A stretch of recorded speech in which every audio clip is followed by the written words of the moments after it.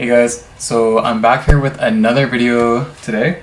Pretty much just showing you guys like what exactly do I use to really study Korean for the very first time. I studied for less than a year and about 6 to 8 months, I think, of like really chill studying. Like I don't do this full time. Today I'm gonna make it pretty chill. I'm probably just gonna show you guys exactly kind of like what things I use to study Korean, especially if you're a first time. This is probably super helpful for you. The first thing that you're going to need to do before you get any of these books and these notes is that you're going to need to know the alphabet. So you're going to need to learn Hangul and everything on this chart right over here, and it might take you some weeks. I know it took me a couple of weeks just because, like, again, this is a kind of like a side hobby for me. After you learn Hangul, then you need to learn kind of like sentence structure. And if you're fluent in English like me, you're gonna realize that it's so different. And what I mean by it's so different is because when you're learning Korean, the verb always has to be at the end of the sentence and also conjugated as well. But in English, you kind of just say things as you go. So if I'm saying like, I am thinking about going to the park, literally what you say, like I am thinking of going to the park, is literally what you write in English. In Korean, if you want to say I'm thinking about going to the park, the verb needs to be at the end. So thinking will be at the end. All the adjectives, nouns, and other things will be in before that. And so it took me a while to like wrap my head around this because like it's so different from exactly what we do on a normal basis if you're American. Hangul and sentence structure and figuring out how to get used to that is probably the biggest thing I'd recommend to start off. And then after that, you kind of just dive down into grammar and basic vocabulary. And for me, when I first started, it was pretty crazy in the sense that like jumped right into it, so that I went to the library, I got all these novels in Korean. They weren't really translated in English, so it was literally me trying to translate page by page by page of Korean novels, and that was not a good idea. A lot of the time I found myself translating one page and it would take me hours to translate the entire page. And even at the end of the day, when I finished one page, I realized that I didn't memorize it at all. I just remember going to Google Translate, translating phrase by phrase, phrase by phrase, sentence by sentence, and at the end of it I'm like, okay, so I know the English translation now, what am I going to do with it? Nothing. So I would really recommend you not to do that, especially if it's like a novel. Anything like a teenage book, it might get a little complicated in that sense. Yeah, it might get a little complicated in that sense, so I would really avoid doing that. What I would recommend is going to the library, or even if you want to buy books, you can actually buy children's books. And the reason why I recommend children's books is because like it's super easy to pick things up. I have a children's book actually.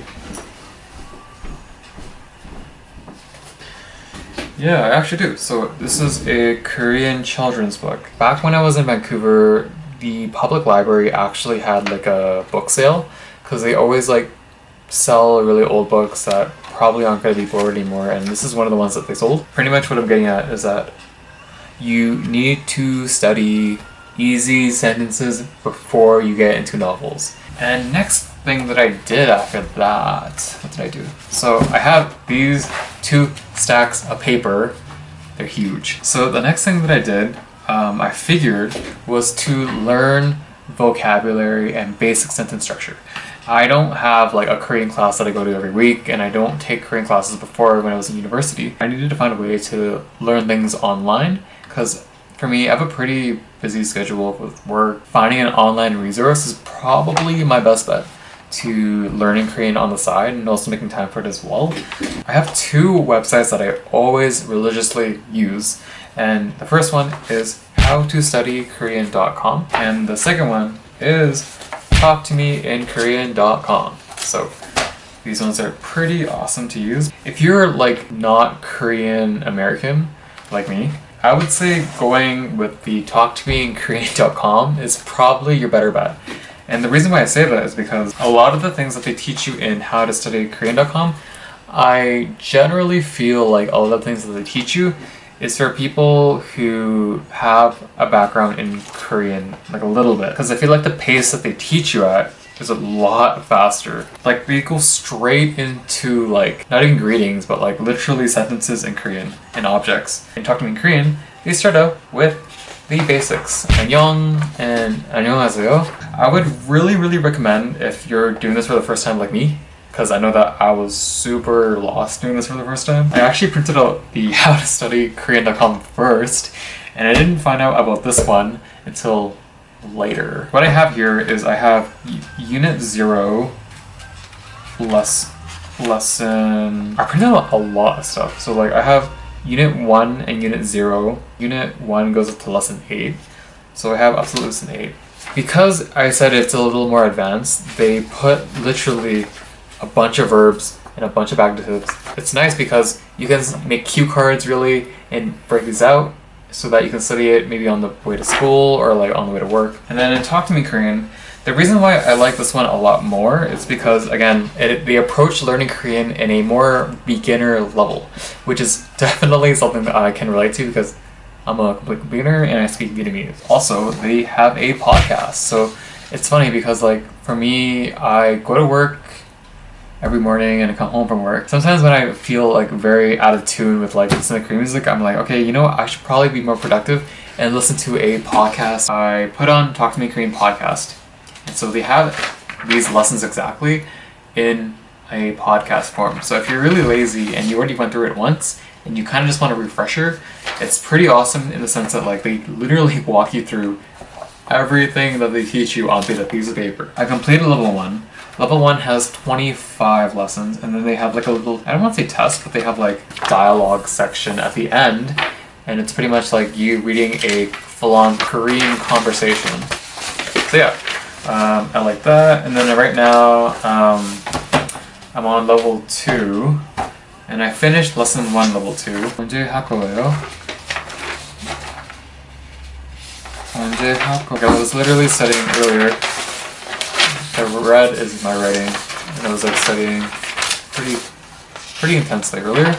And listen to, oh my god. So the one thing that's different again from English and Korean that I found really difficult to learn was marking Korean particles.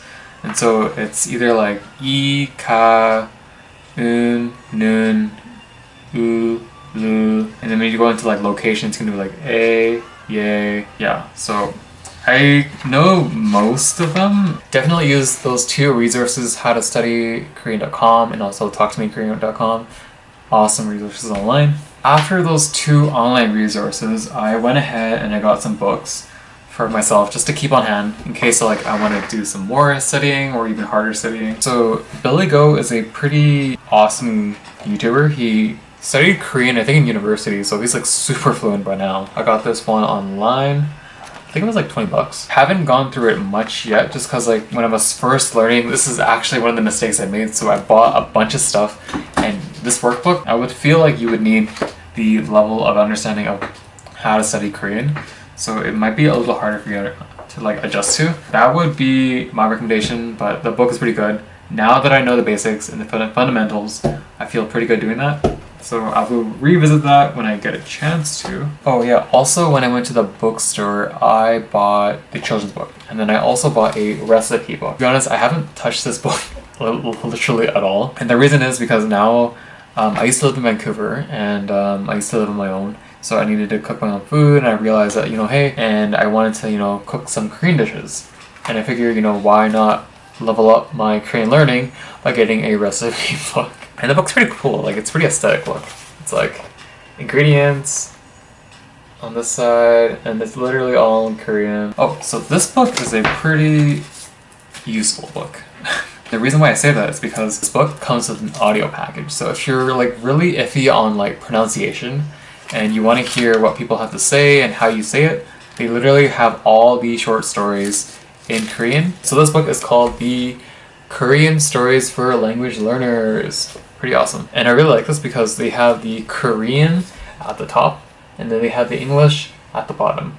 They often have vocabulary in Romanization and English and Korean, so that's pretty awesome. We got pre-reading questions, culture notes because Korean culture is pretty phenomenal, and so they guess they want to like immerse you into the Korean culture pretty well, so they have these things there for you. I think I went through like 20 something pages of this so far, and if you go into it a little more, like page 170 to 160, you'll realize that like the stories get super long. I think the one thing that I realized, because on top of learning book stuff, I actually really pushed myself to meet with Korean speakers and to really text with them on KakaoTalk. And KakaoTalk is the number one, I believe it's the number one Korean messaging app in Korea. And I'm talking to people and I try to message them in Korean. I would use things like 입니다 or 씁니다 at the very end. And it's pretty formal, but when I'm talking to someone else, it's more casual. So I wouldn't use that form of language. And that's literally what I learned in here. It's all formal. So yeah, I think that was really interesting because I found the distinction between like casual Korean and also like formal Korean here. Would highly recommend it. I think it was like 22 bucks. And then the last book that I have for anyone, I know you're probably laughing, you're like, why does this guy have this? So this book is from a Korean drama called W. And I just wanted to pick this up as a novelty item. Unfortunately, they don't sell this, I don't think they sell this in Canada at all, and I'm from Canada. And my friend Amy, shout out to Amy for getting me this book. She went to Korea in the summertime, and I told her like, if you're gonna pick me up a souvenir, please get me this book. It's a pretty awesome picture book. I think when you're learning Korean, it's really important that you pick up things from the very beginning, meaning that children's books are basically the essentials to really get going. This book was actually a pretty easy book to read in the sense that like the pages are short, sentences are short, purely a picture book, right? Ba-da-ba, pretty good. Yeah, and you can see I put a bunch of sticky notes because I was trying to translate the Korean, so I don't know how much this was, but yeah, thank you to Amy for getting me this book. They don't sell it in Canada, so I was just desperately trying to find it. Okay, so those are all the Korean things that I have. I often do go to the library every week to borrow books in Korean. Try to finish off like a bulk of children books in 1 week, and then I switch up for another set. I think a really big thing is that when you are especially learning for the very first time like me, I would recommend getting like a bunch of notebooks. I think this one was my first one and I finished it. But yeah, you can see like I was literally writing Hangul, trying to write vocabulary. See, that's the basic stuff you need to learn first. My camera actually just died. I couldn't record the full thing that I wanted to say. Pretty much, I have some pretty interesting apps. I think the last ones that I mentioned were like Naver Music, Naver Dictionary, and Naver in general. Like, because Naver is like one of the Google search engines of Korea. So having that on your phone is pretty helpful because you can tell like time, weather.